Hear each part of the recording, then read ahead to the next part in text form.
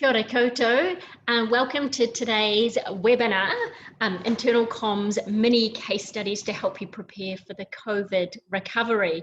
So we're now in interesting times, and the presentations may alter a little bit given perhaps the COVID recovery is perhaps a little bit premature given what's happened in the last couple of days. Auckland is in lockdown and the rest of the country at level 2.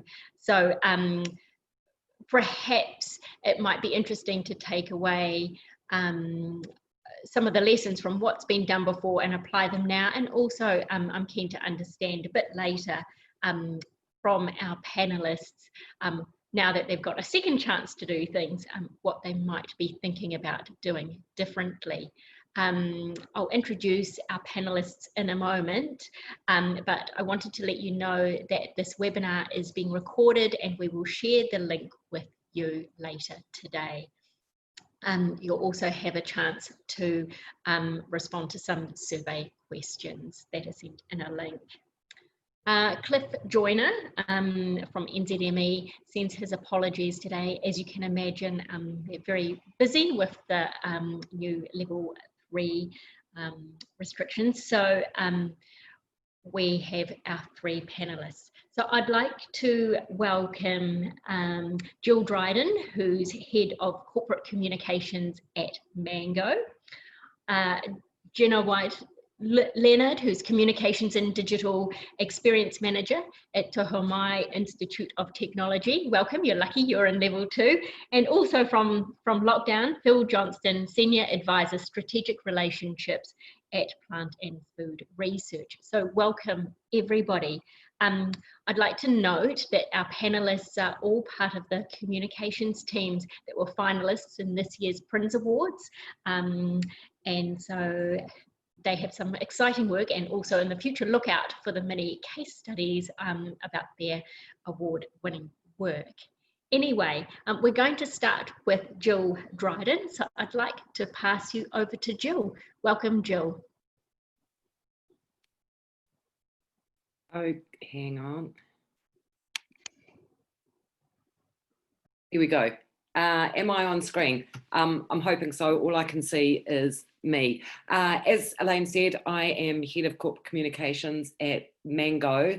But what I want to talk to you about today is not the internal comms that we, as a PR agency, did for our clients during lockdown, but what we, as part of the DDB group, did from an internal communications perspective. I think that's what I was after. I have one screen, and what I want to talk to you about today really quickly is 7 points, which are on those dot points. So the first of which is what I've called global, local, and team.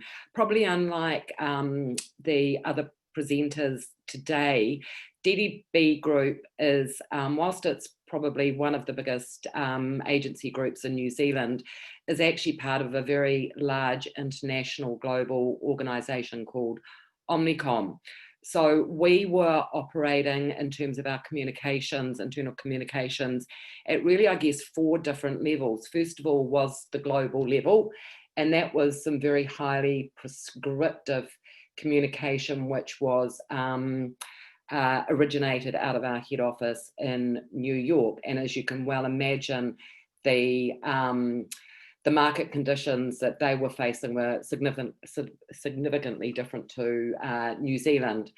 So we had to kind of use that information, but also be very conscious that we were having quite a different experience in New Zealand.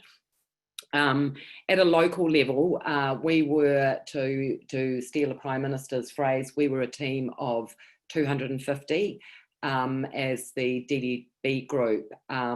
So a lot of the communications that was pulled together was across the entire New Zealand business.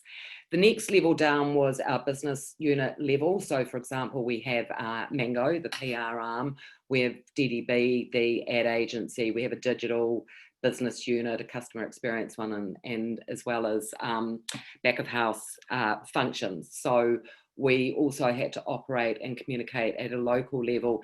And then within that local level was a team approach. We operate on a team approach for based on our clients. So so we had multiple layers that we were working with, in which had its own set of challenges.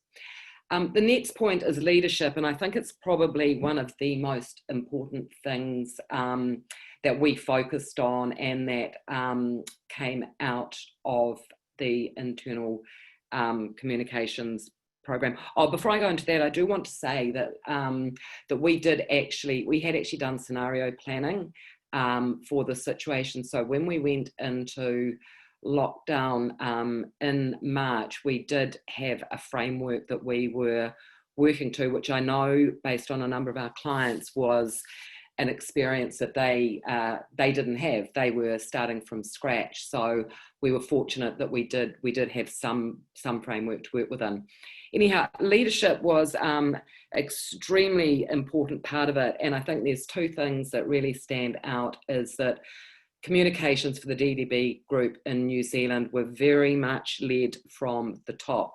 The chap on the left that you can see is Marty O'Halloran, who is he's actually just had a massive global promotion, but at the time he was the New Zealand and Australia regional CEO and chairman, and the vast majority of communications actually came directly from Marty down to the staff. He and the rest of the executive leadership team were not only led from the top, but were very, very visible on a daily basis, and sometimes several times a day. So leadership and visibility were very, very key factors. I think the next point, the BAU and the BU, so the business as usual, which is obvious, but BU is business unusual, which was a process that we set up to actually to recognise the offset about trying to keep business as usual going. So some of the things that we did within the business as usual was that we ensured all of our meetings, our work in progress meetings, whether at a group level, at a business unit or at a team level, continued. We had our training program, which you can see in the slide there from our intranet, which is the Learn program. That continued right throughout the lockdown. We had what we call Inspire series, which is where we have keynote speakers coming in and providing inspirational content to our staff. So what we did was just ensure that all of those tools, those resources, those communication pieces on business as usual were maintained. The business unusual was obviously things that were done specifically as a result of being in lockdown and the pandemic. We had Marty delivered once a week via Facebook. We had a New Zealand Facebook page where we streamed all of our kind of group-wide communications, and Marty did a piece every Friday where he shared what was going on within the business globally and locally, but really just, and part of it was at times a bit of a fireside chat where he just shared stories and tried to kind of include and embrace everybody as part of the team. Also, in that sort of business unusual, we obviously, probably like most organisations, we had daily updates from both the executive leadership team and from our HR people about what was happening and plans and upcoming events. So there was a lot of activity. In fact, I think if anything, there probably seemed to be a lot more communication than would be normally the case. The fourth point is that by people, for the people. Most businesses would like to think that people are the single most important part of their organisation, and in the agency world, we've got a bunch of very, very different people. We've got our, really highly creative people. We've got our suits. We've got our planners. We've got a whole bunch of people who are all very different.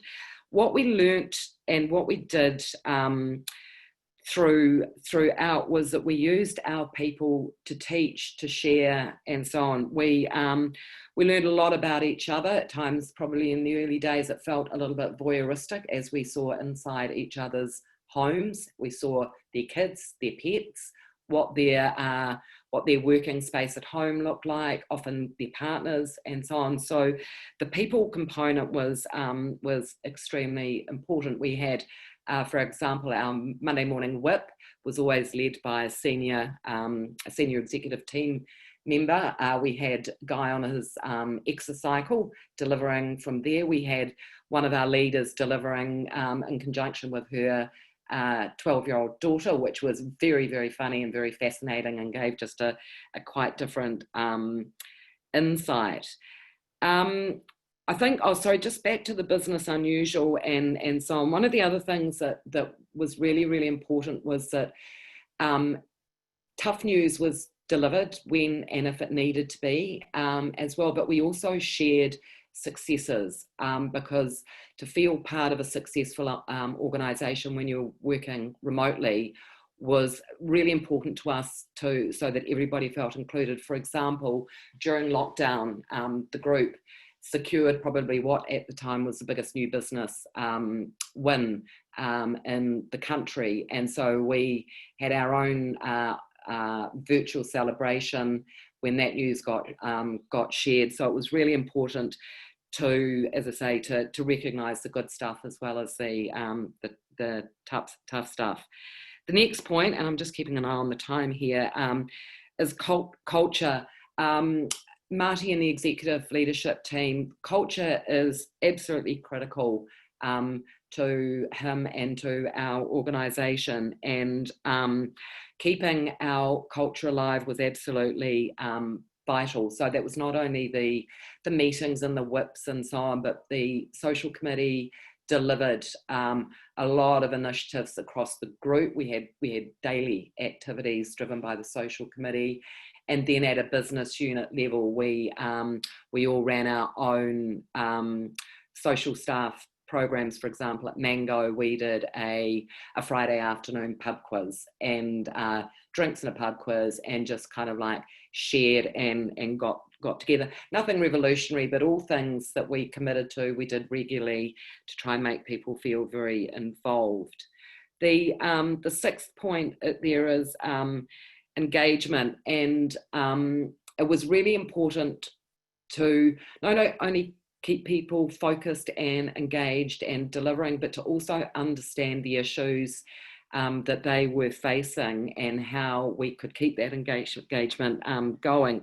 We did, for example, a lot of, we did surveys, for example, to determine how staff wanted to transition back to working in the office as we moved back down the levels from 3 to 2 and then from 2 to 1. We ensured that every staff member, that their position was, that we took notice of concerns.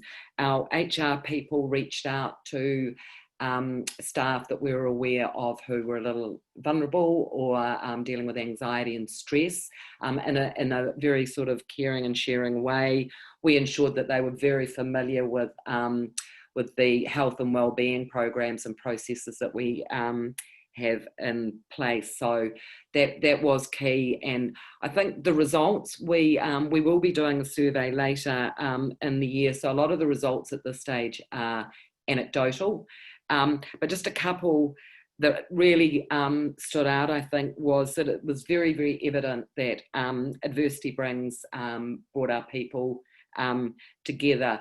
We believe that across the board there has been actually an enhanced culture. So instead of feeling isolated and alone, the feeling of kind of togetherness and doing things collectively as a team was greatly enhanced.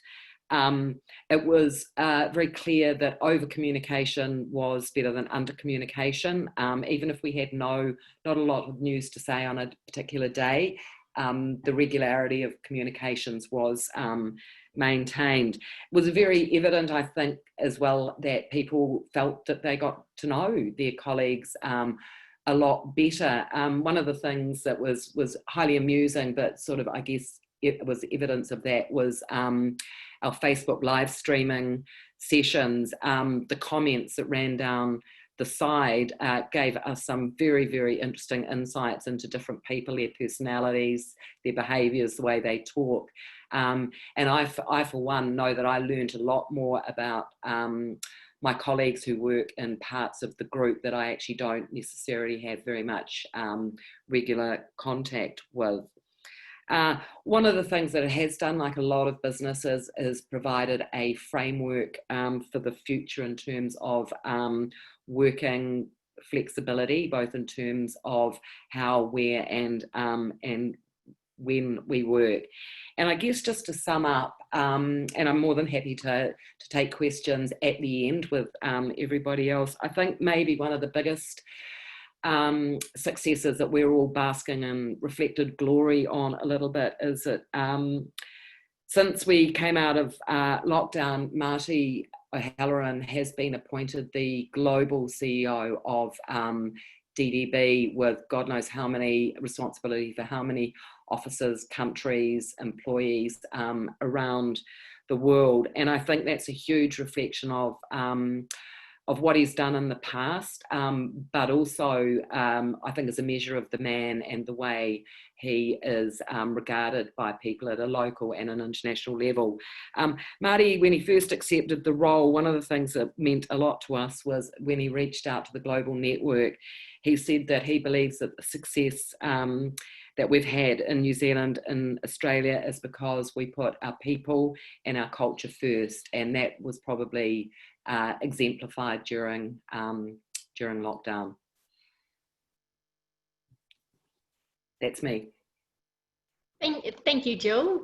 Thank you. That's great, and we'll have some questions at the end. Over to you, Jenna.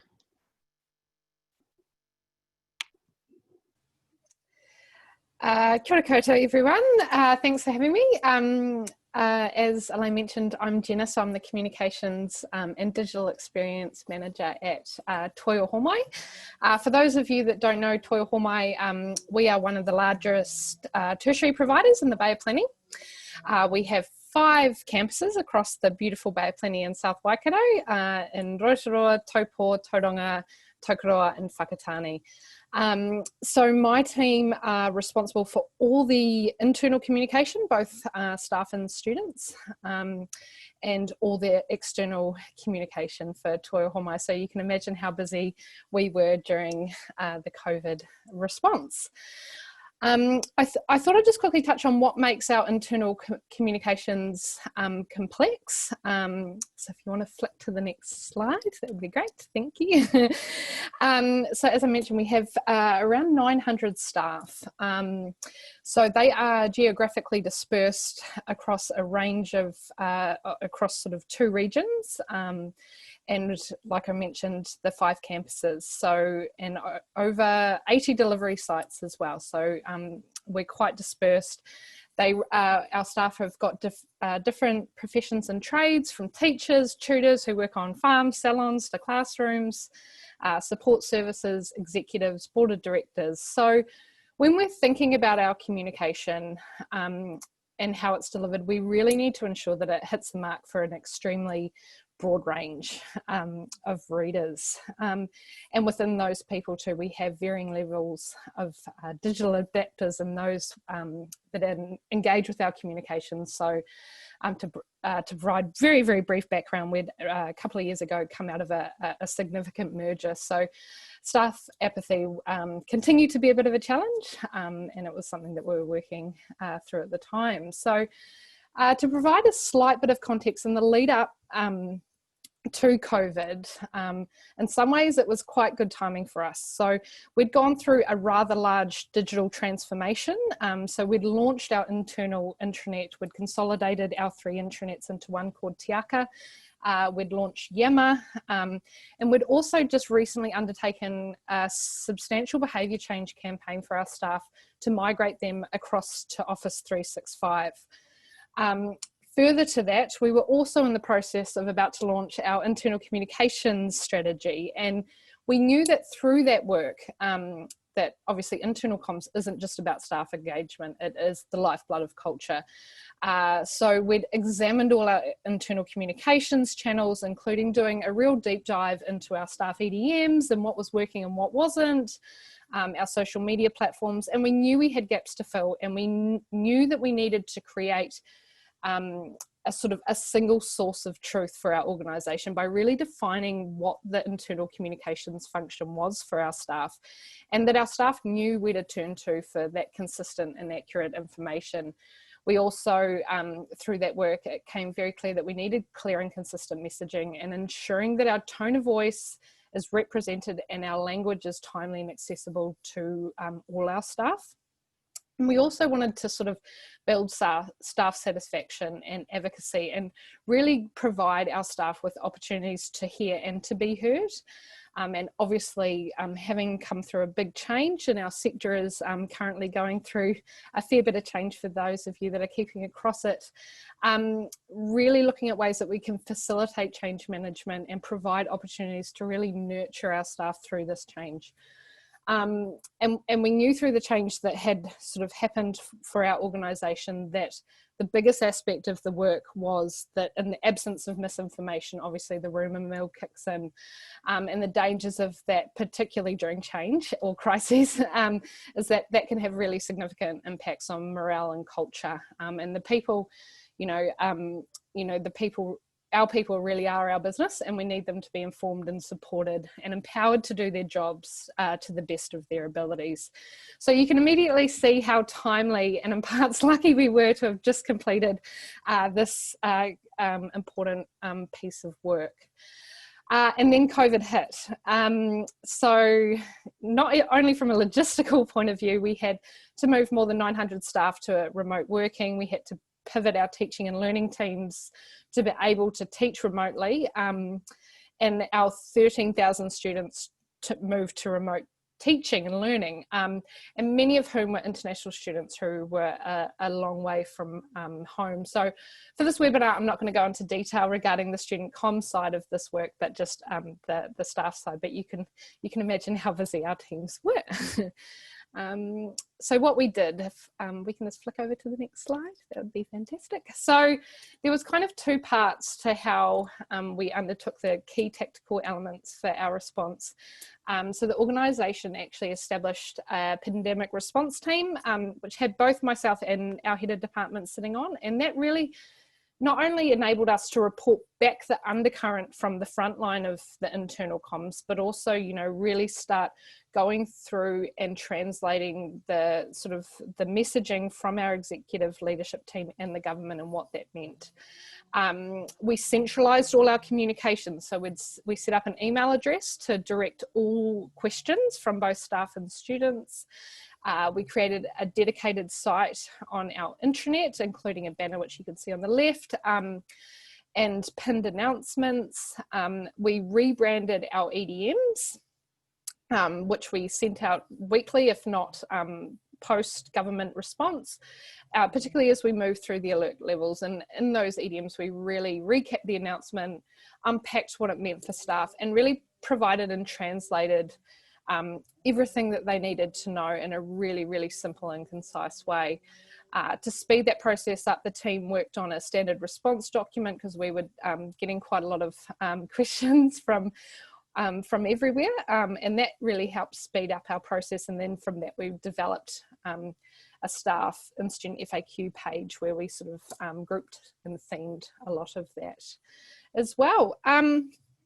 So our if you flick to the next slide, we also developed a host of engagement and wellbeing tactics. So on the previous slide, you would have seen we set up a Toi Ohomai virtual staff room Facebook page where staff were encouraged to share pictures and comments and just really how they were travelling through lockdown in a really engaging, social and informal way. We did have a staff Facebook group, but that was mainly used just for that real informational messaging. So I think during this time, it was really important to sort of define what the pages did and what they were used for. And we developed a whole bunch of engagement tools. So we did weekly staff quizzes, online competitions, daily karakias to really help staff have fun and feel connected and supported with each other. Our executive leadership team developed directorate videos, which provided updates from each directorate on what each team was busy working on, and they really had a really grassroots sort of look and feel. So they were filmed in their homes, on their phones, you know, in their day-to-day attire. So it's probably quite different for a lot of our staff to see them in that capacity. And as I mentioned before, we sort of did tailored EDMs and videos, but a lot of them were quite engagement and wellbeing focused. So really providing, we had a teaching and learning newsletter that helped and provided resources to help our teachers teach. A lot of them had never taught remotely before, so this is a whole new world for them. We had wellbeing issues and IT issues of the newsletters, where we really unpacked and gave sort of hints and tips of how to sort of operate in this new world. We also we did Feel Good Fridays every Friday, so just trying to lighten the load a little bit for everyone. So sharing some good news from around the world. And I didn't pop it up, but there were some that went out that featured our executive leadership team singing and dancing, which really smashed our engagement and views, which you can imagine. We also created a values in action isolation edition. So obviously some teams were just working tirelessly throughout this time. So it was great to be able to recognize this and celebrate this. So that was a really good tool that we used. So the results from all of this, overall, we're just absolutely so proud of our efforts. We really felt like our staff were engaged and informed along the way. Our EDMs, the click rate just went through the roof from around about the 40% mark up into a 70% click rate. But data aside, and sort of further to that, we know that our ELT and the anecdotal feedback we got was they love seeing the banter and the engagement across our Facebook page and our other internal communications channels. And in the same way, the feedback that we got from our staff, they love seeing the human approach. As Jill mentioned in her presentation, many of us got to see each other in sort of new ways. Many of us were sort of working through what it meant with children running around in the background. I think there was one pandemic response meeting where I had Paw Patrol going through the computer at the same time and didn't realise, and so the whole of the executive team could hear Paw Patrol to keep my 2-year-old entertained. So yeah, it all became very evident that we were all human and we were all doing the best we can. In some ways, that's just had such a great impact on how we are with each other now. It's created that new sort of insight. So post-COVID, we undertook a complete review of all our communications and really reflected on our engagement levels. We also needed to kind of consolidate what our new normal would be in terms of engagement, because we knew that, you know, these great numbers were fantastic, but, you know, are there ways that we can keep those up? And but we did need to, you know, understand that we needed to find that new baseline in terms of all our analytics. And we also started to plan in case of a change back to alert levels, which I was actually going to talk about. But obviously with things that are going on, that's obviously now all in play. So, and I think one of the main things as well, we reviewed and developed new ways of working. So many of our teams now are given the option to work from home. A lot of teams just proved that it just didn't, they don't need to be on campus as much as other teams.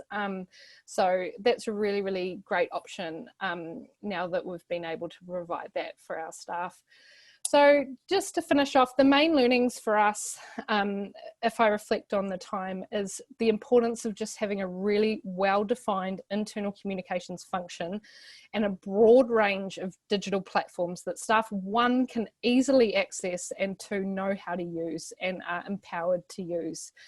The second main point would be around the important, and for those of you that have worked across crisis comms, you'll know the importance of centralizing communication and having that one voice and really sort of bringing it all together to create that two-way communication. And also the need for simple, responsive and concise messaging that really unpacked what all the relevant changes meant for staff, what the executive team were doing, what aspects we're monitoring, and really communicating that in a really responsive and timely way. Obviously, I'm not going to lie, it was big, and it was big hours and lots of mahi to get that through. But it just proved its weight in gold when we were seeing that perhaps, as we moved through the alert levels, we weren't getting as many questions because we had refined the communications along the way and really maximised those two-way communications opportunities. So yeah, that's me. Happy to take any questions, or happy to wait to the end. So thank you for listening. Thank you, Jenna. We'll wait until the end and we'll get all the questions at the end, but welcome, Phil. Thanks, Jenna. Hello, Phil. Thanks very much, Elaine. Hi, everyone. Morena. It's really great to be taking part in this event today. My role is a generalist role at Plant Food Research. I sit within the brand and customer and brand team. I have colleagues who are pure comms people, digital comms, etc., designers, videographers, photographers, etc. And together we think about the brand and promote that and defend it in New Zealand here. So I have, I'm really enjoying the role. It's a really fun thing. My role particularly is around helping the seniors communicate well. Our staff think about themselves as the professional group they're in or the site they're based at. And so a lot of my work's been around helping create a greater sense of us in the organisation. I also do some government research and government relations and general customer relations work. So 3 points from me to kick things off really. Just a very brief intro to Plant Food Research and how we responded and the impact of COVID on our business. I'll look at our senior comms and our kind of business contingency comms. And then finally, I've got some slides showing the impact and some staff survey slides to show how we went. So firstly, Plant Food Research, you can see there one of 7 Crown Research Institutes. We have income of about 160 million and various income sources, government funding, research work, industry work, and about a quarter of our money comes from royalties. So whenever you eat a gold kiwi fruit or jazz or envy apple, you're helping pay my salary. So thanks very much for that. We have 1,000 staff. That's about 700 scientists. You can see they're distributed all around the country and a few overseas. So Blenheim, for example, we have wine specialists, and Nelson, we have aquaculture research, and so it goes on. So obviously that brings challenges with site staff spread around the country. So, and lots of details to be organised when something like a lockdown hits. So what was that impact on our business when the lockdown happened? Obviously, like everyone, a whole bunch of quick process changes and work had to be done. We formed a team that really managed all that. Our staff, we had a few were able to be called able to be essential workers. MPI gave them that status. Imagine being a researcher and harvest is hitting, and you have 3 weeks to get all the results from the field, and you're in lockdown. So we lost some research for that time, but a lot of our work was able to be done on a strictly controlled, carefully done basis. Almost all the rest of our staff, were at home, and almost everyone was able to do something from home and be productive and keep working. We did obviously drop income. A lot of industry work couldn't be done, but we controlled our spending as well. So we took a hit, but our royalties held up pretty well, which was encouraging. The kiwi fruit ships got away and they're getting away, and so that was a good thing. But it will take a couple of years for us to build back from the hit of COVID and that lockdown. Staff gradually returned to work after that lockdown, and we had our ways of working team have been really looking to lock in the learnings of that. I'll talk to that a bit more. Some of our staff experienced a wellbeing gain through that time, and others not. So obviously that whole spectrum of responses, as you'd expect. We've been, like Jenna and others talked about, clearly we're looking to incorporate new ways of working remotely far more extensively in our business. We have recast our travel policy to be a sustainable travel policy. So a whole bunch of criteria now, and we are, in long term, we'll be traveling a lot less. And that's a really positive thing. So what did our comms look like through that lockdown? Let's call it the first lockdown. We made a call early on to have increase the frequency of our communications. And so here's our CEO doing a recorded Zoom message from home. It's a funny background because he's midway through renovations in Mount Albert House, and he took a whole bunch of snaps of a house in chaos, and we were able to edit that into his video.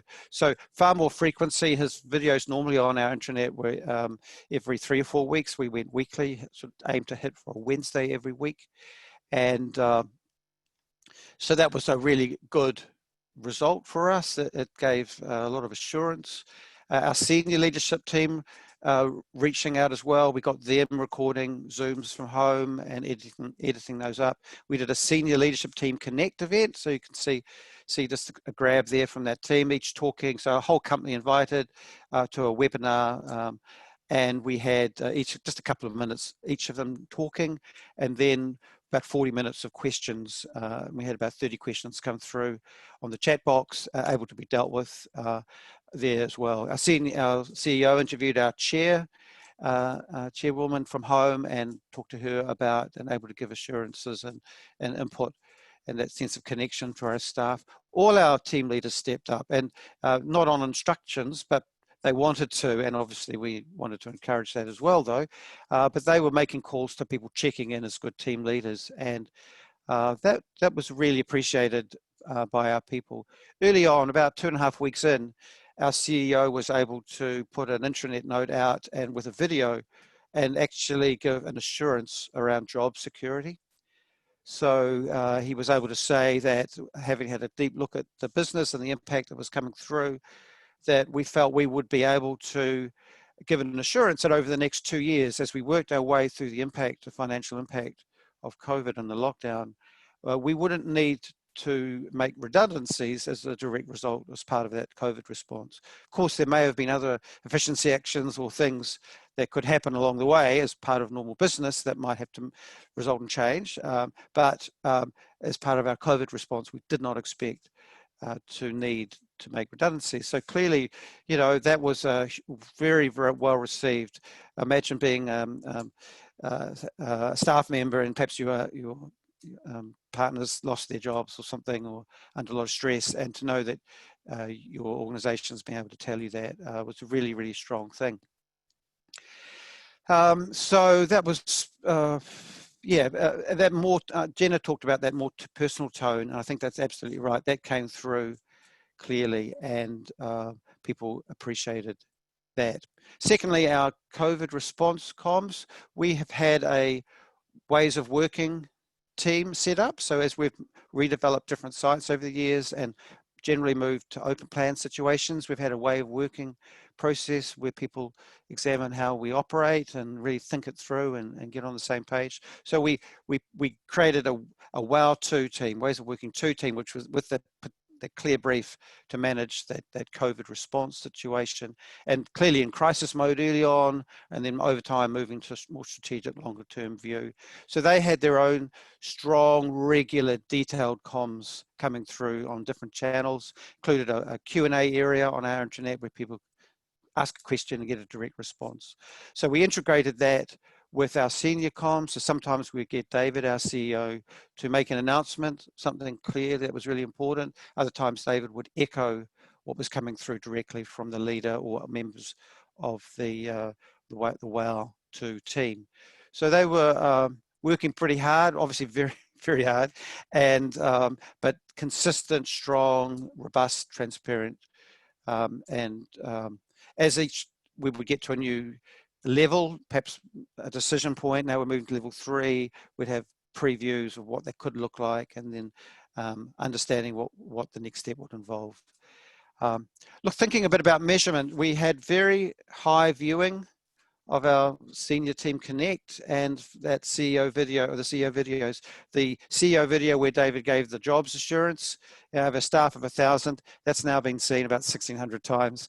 So there's a bit of repeat watching going on there. So really high viewership and engagement, and clearly comments on our internet posts and stories. So that gives us a pretty good sense. We also do survey work. Every month we survey roughly 1/12 of our staff. And so if it's your birthday that month, you'll get an invite to take part in a survey with lots and lots of questions, 30, 40 questions. And when all those questions are wrapped up, they produce this engagement slide.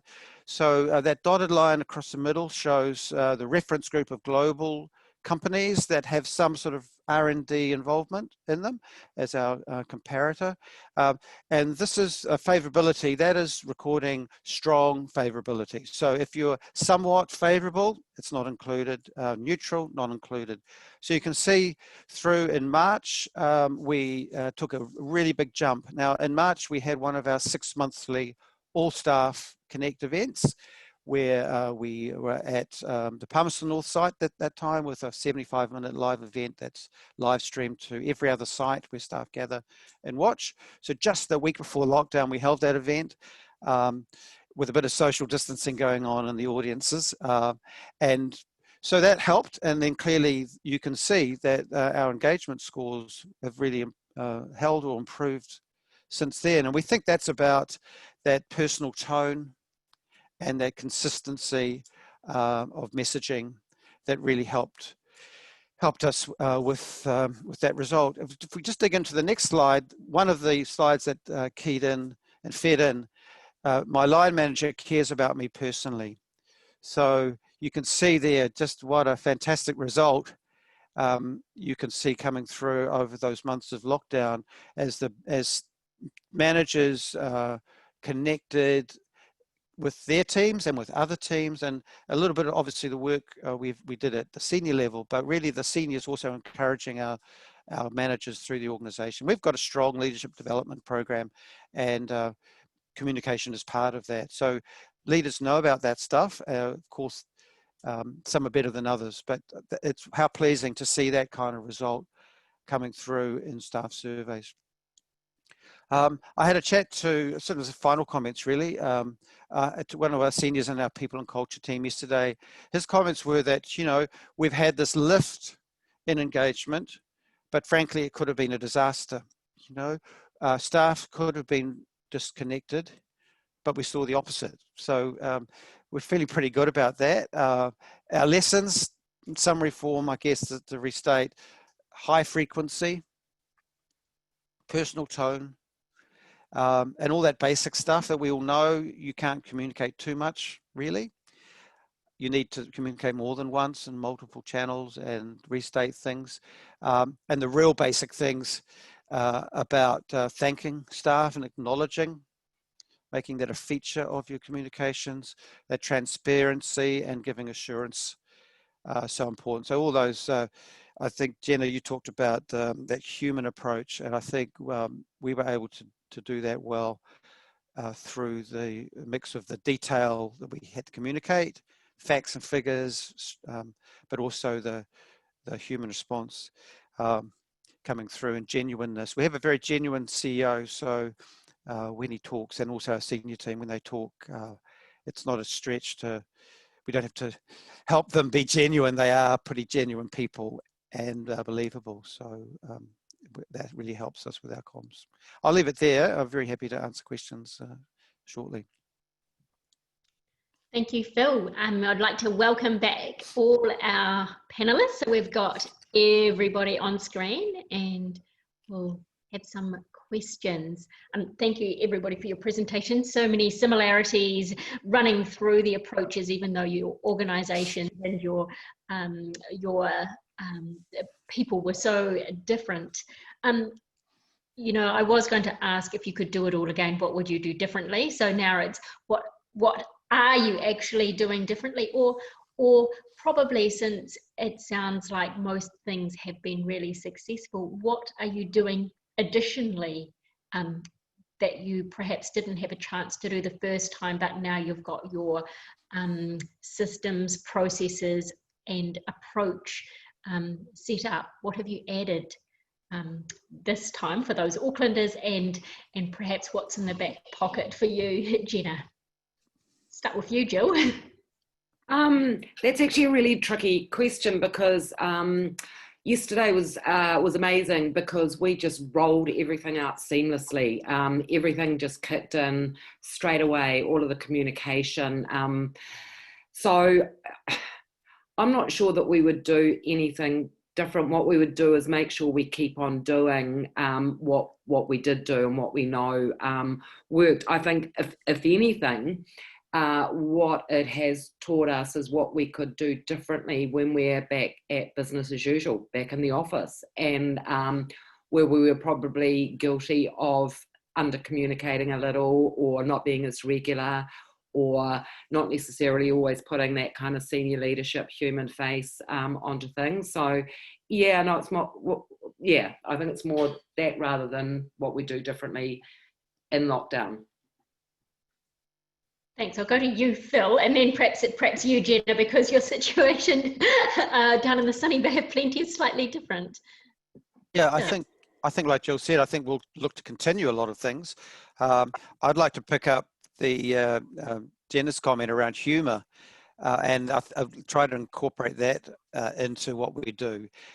We did, at our Senior Leadership Team Connect event, we had got the site managers to send 2 or 3 photos from every site, put that into a PowerPoint, and we ran that so near the end of the event, staff could see different people they knew at different sites, and the senior team were making comments, sometimes funny. So that was just a nice nod towards that. So I would like to think about how else we'll get a sort of a funny, or at times enjoyable aspects, or making sure we maintain that, because I took that out of Jenna's talk, particularly really helping people get their heads around things. Something we'll be doing straight away, and something I'll script today for our CEO to send out to a lot of managers, is really just to lock in just a big reminder that what we saw during the first lockdown, and although, albeit we're only in here in Auckland, we're in level 3. That's really helping and encouraging our managers to be reaching out, quickly and more, and taking those opportunities, because that was one of the learnings from the first time. And let's really keep it up and reinvent and keep doing that in fresh new ways as well. And Jenna. Yeah, so I guess, we're probably in more of a wait and watch kind of mode, definitely in the sort of preparation and refining and getting ready, and hopefully not moving up into alert level 3, but also being prepared should that be the case. I think when I was thinking about what we would have done differently, I think ensuring that the voices from around the organisation were involved in not only the decision making, but feeding into the communication as well, was really, really important. I think it took a couple of weeks until we kind of worked out, okay, we probably need, for instance, facilities and IT. And so just ensuring that we actually had a really, really good mix of people feeding into communications and collaborating and discussing all possible scenarios. So I guess that's probably something that we've refined. And then, like I said, just ensuring that our company values are front and center, and that, we are, really focusing on that wellbeing aspect, and the moving away from the doom and gloom, because it can have really, it is doom and gloom for a lot of people, and looking at ways in which we can sort of use comms for the positive as well. So we're very much in a preparation and refinement period at the moment. Thank you. We've had a couple of questions come through. I'll ask the first one, which is a short one for you, Jill. The size of DDB New Zealand and also DDB globally. Oh gosh, DDB in New Zealand, there's 250 staff across the different business units, and all based in a single site in Auckland. Globally, I actually don't know the answer to that. I know it's a hell of a lot. We're talking tens of thousands across probably 20 something markets around the world. So it's a very, very, very big global network. Thank you. The question for everyone, and I think this is really relevant. What advice do you have around managing tiredness of comms teams when having to do it all again? I think, it was that fine balance of actually we've got this, we've done it before, we can do it again, but also, sinking heart, oh, we're doing it again. It is exhausting, and acknowledging that everybody's working in really different environments, and, it's not, they're not just dealing with doing their jobs, but they've got, their personal lives and balancing that at the same time. So what advice do you have? Just I'll jump in there. Just a couple of small things we did. We set up a little WhatsApp group, which was really a bit of a quick chat and fun channel. So posting silly photos and things that just keep people's spirits up a little bit along the way. And I think, like any good manager, our boss gave us sort of permission environment. So just things like, sometimes you need to take a break, sometimes on my phone, but you won't be able to answer because you're having a walk or whatever. So it's just manage your own, you're adults, manage your own time away. And we're all in this crazy time. So no one's expecting that you will always be available at every moment of the day. And that's fine. We get it. Yeah, and I'd just say, I think all of what Phil said, but another thing is to make sure that the work, the performance, the activities of the comms team are recognised from the highest level down, because it's a whole kind of that recognition that the work you're doing is valuable and worthwhile, I think, is absolutely critical. The other thing to say is, I think it's managing the burnout after it's all over, because like any kind of crisis and issues management, there's a fair amount of adrenaline that kind of kicks in that keeps energy levels high. But it's how to make sure that when you kind of come back down from that, that you're recognising that people are going to need to take a deep breath. Yeah, absolutely. And probably just a further to that, and a couple of points that I know that I've sort of working through with my team, is making it clear that, this does impact BAU, and that we actually, as the, people on the front line of internal comms, we actually have a sense of responsibility to be able to deliver this messaging. And I think that really empowers comms teams to know that they are the caretakers of this information. It's actually, they're on the front line. We're the conduit between these scary announcements and what this actually means. So really instilling that back into them about, we have this sense of responsibility. But then I guess on the other hand of that is, we all love what we do. So how lucky are we that we get this opportunity to be so visible and work on the front line of something so crucial and so important. When we look back on, comms and what the impact of it was, both at an organisational level during like a global pandemic. Hopefully there's not too many more global pandemics that we're all going to have to work across. So trying to carve out the gratefulness in the everyday, I think is really important, and I know really helps keep my team on track as well. Yeah. Thank you. We've got a couple of questions around the technical aspects, but before I ask those, and I'll roll them into one question if I can read quickly enough, I just wanted to know, sort of as a follow-up question to that, has the role of internal comms been recognised as more important in the organisation, or have you seen an increase in the perceived value of the work that you often do?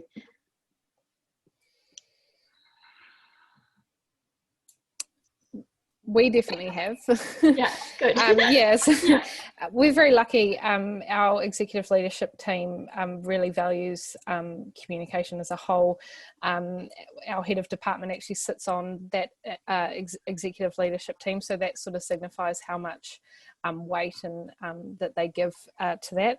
I think it's nice not to be referred to as the marketing team anymore, which is nothing against people in marketing at all, but it's just clearly defining what that function was for our organisation. So absolutely, I think not only from a value perspective, but also an understanding of how important it is. And yeah. Yeah, I would definitely say things, the profile for an importance of good communication was just carried on. I think we have a sort of twin track approach at Plant Food Research, a self-posting approach. So on our internet, you post things yourself. So we don't have one person sitting there finding stories and telling the organisation about them. People post their own stories, and then our seniors help them with their comms and activities. So yeah, I think anyone can tell that when you go through a crisis like we did, if you don't have good communication, things fall apart. And it was just clearly understood that it was really important and played a critical role in everything that happened. Yeah, I'd just say from a slightly different perspective, because we're a communication agency, I think what came out of it, which was fantastic, is we spend all day, every day doing communications on the whole for clients externally, and that's always been that's what we do. Whether it's the above the line agency, whether it's Mango or whoever it might be. So I think the role of internal communications, the need to keep our people informed, educated about what's going on, and to be made to feel part of a team and so on, was quite a surprise to a lot of people, that this actually is not just a random thing that kind of spontaneously happens. It's part of a very planned approach. So I think it's taken it to a whole new level for us. So the only thing I'd add from our perspective is, with 700 scientists generally questioning people, they speak up, and that's good, and we like that about our culture. So if we won't hold back either in face-to-face meetings or online if things aren't right or don't make sense. They want to know more, so that keeps us honest. Keeps us honest in what we talk about. A couple of technical questions around kind of the comms channels. With questions around how you use the different comms channels, for example, both Facebook and Yammer, how do you communicate to staff the purpose for each specific channel, i.e. One channel to share kind of fun stuff, other channels for business news, and then, because you might not respond to that question, but also when you're doing using Facebook, are you using Facebook groups or Facebook pages, and then how do you allow them to be public or private or secret, or what's your decision rationale, I guess, in the various channels, the social channels that you use? You want me to kick off? Yeah, so the first question around how to navigate and sort of get staff to use the channels appropriately and the right channels for the right thing is sort of a bit of a two-prong approach. So one is leading by example, so ensuring that the executive leadership team know which ones to use, and helping them with crafting content, and not only that, doing it ourselves. So really like I said, leading the way in terms of, okay, well, this post here, this photo of my pot plant on my desk, or this beautiful sunrise on Papamoa Beach, that's the stuff that goes into that virtual staff room where you create engagement. Whereas the more informational type information, and what we did to sort of then jump ahead and answer the second part of that question is the stuff that went up on our internal staff Facebook group, it needed to be approved by one of our teams. So we kind of moderated the type of content. If we had staff posting that kind of stuff, you know, the fun virtual stuff, we would actually just respond back to them and say, hey, would you mind just posting this on the virtual staff room? It's probably a bit more suited. We're trying to like keep this page for sort of important organisational announcements. We also obviously had guidelines on what to use for what on our intranet. We developed a how-to videos for our Yammer accounts. Yeah, so anything new and different, we would really lead out with a really strong comms approach with really detailed examples of what good looks, well, not what good looks like, but you know, of what that looks like for that channel. I think I answered both those questions. I think the main channels we used were email and our intranet.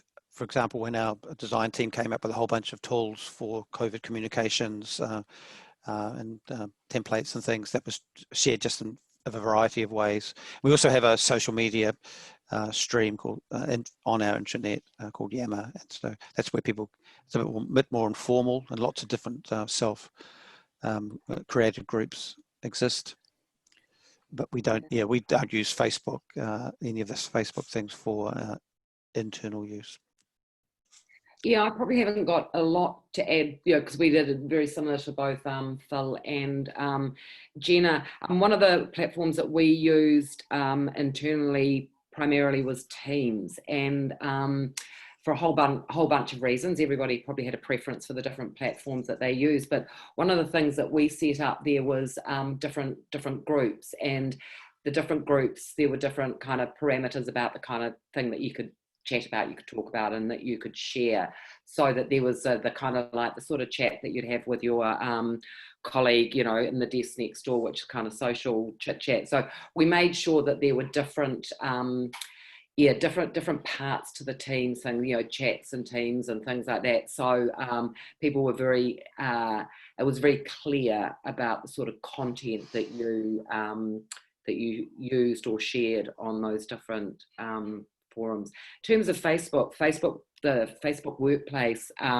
was really, really important for us. But it was a closed group, it was a private group. And we use that extensively to communicate across the whole group. That was probably our primary tool. Thank you. So, sorry, Elaine. I was just going to add something I meant to mention, which was just the extent of the idea of using the lockdown as a learning opportunity, and I'm sure other businesses did the same. But you know, we set up a set of science seminars where scientists would really go into detail, and anyone could join and have a learning environment. And also 100 people signed up for Te Reo classes, and that started during lockdown and continued on. Recently we had the graduation of about 100 people across all our sites from doing a foundation course, and we'll start doing more of those. So it's actually a really good opportunity, lockdown, as well. You're doing them through Ohomai? No, unfortunately. We have pretty good I'm only joking, Phil. But if we can do a deal on price, maybe. Yeah, sounds good. Next month, Te Wiki o Te Reo Māori. So yeah. Watch out. I think we'll leave it there, everyone. Thank you. It's 5 minutes past 12. I'm just going to note a comment that was made. You know, we're all BAU, very familiar term, but this person, and I completely agree, love the BU, business unusual. I think we're there now, and it's interesting to see not only how it's evolved as we're used to this kind of working under lockdown or working under the different levels, but also those lessons that we've taken away and applied to our working lives when we're actually not restricted. So yeah, thank you everyone for joining. I really appreciate it. I know it's a difficult time for everyone. Just a quick note also to everyone online who might be interested in our face-to-face events next week, events and courses. We will be making a call once we know what the news is on Friday about whether those will proceed or not. Currently, we have nothing in the imminent future in Auckland, but we're waiting to see what happens elsewhere in the country before making a call on those events next week. So yeah, thank you everyone for joining. Thank you to all our panelists and enjoy the rest of your afternoon. Cheers.